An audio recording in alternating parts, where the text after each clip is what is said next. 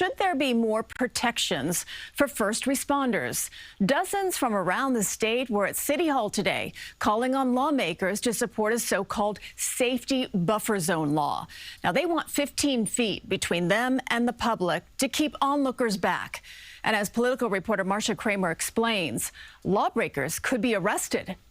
The snowball incident in Washington Square Park, 2 cops injured, the mayor dismissing it as just good fun, was the thing that snowballed into a move to create legislation to arrest people who get too close to cops and first responders doing their job. That's where it all begins. If you have no respect for policing, throwing snowballs in their face, agitators every day making money off these agitators are out there every day, that's not helping matters here.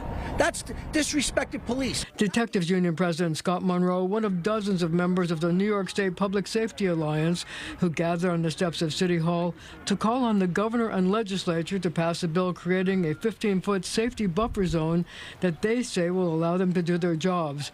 They also want repeal of an ordinance that allows members of the public to get personal information about cops, including where they live. We are not punching bags. We're here to protect, to serve, to risk our lives, not to risk our families' lives. But that's what's happening. We're being threatened. Our families are being threatened. Needs to end. New York Civil Liberties Executive Director Donald Lieberman says, quote, at a moment when the federal government is targeting, arresting, and even killing ordinary citizens for protest, state lawmakers must stand up for New York values and defend the First Amendment, not jump on the bandwagon for a kinder, gentler version of the Trump administration's authoritarian campaign against dissent. I could think about on both sides, The truth is probably in the middle somewhere. I think it's unacceptable. Why?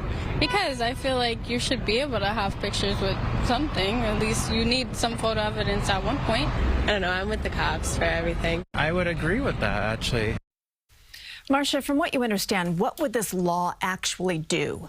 Well, here's the deal. You can be arrested and charged with a Class B misdemeanor if you refuse to leave the buffer zone or you intentionally interfere, threaten, or harass a first responder. Now, the punishment could be 3 months in jail or a $500 fine or both, and you get a criminal record. How about the odds of this actually passing? Well, it's hard to tell. It is an election year, and the governor and the members of the legislature are up for re-election, and there is this fact. The group and their families represent a block of 500,000 votes. Now, you should understand that New York would not be the first state to have this. There are 8 other states that either have it or are considering doing it. All right, that's an interesting note there. Thank you, Marcia.